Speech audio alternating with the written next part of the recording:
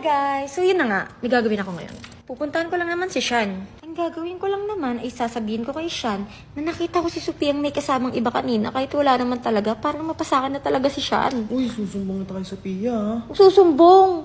Sinisiraan mo naman si Sophia kay Sean. Hindi ko sisiraan, dun ka na nga. So yun guys, pupunta na natin si Sean. Excited na ako makita siya ulit. Sean, may sasabihin ako sa'yo. Ano yan? Alam mo ba, kanina nakita ko si Sophia, pero huwag mo sasabihin sa kanila sinabi ko. Nakita ko si Sophia, may kasama siyang iba, tapos kinikis niya pa dito. We? Oo. Kaya kung ako sa'yo, huwag ka na umasa doon, dito ka na lang sa akin. Kaya kung ako sa'yo, Sean, sa akin ka na lang, text tayo gabi-gabi, malay mo, mapol ka sa akin. Kasi wala ko load eh. Load lang ba? E di, check mo yung nasa profile ko. Sige. Ay, pupunta dito si Sophia. May surprise ako sa'yo doon. May sinabi ka ba sa kanya, Jing? Wala, support nga ako sa inyo eh. So yun guys, sobrang saya ko ngayon dahil naniwala sa akin si Sean.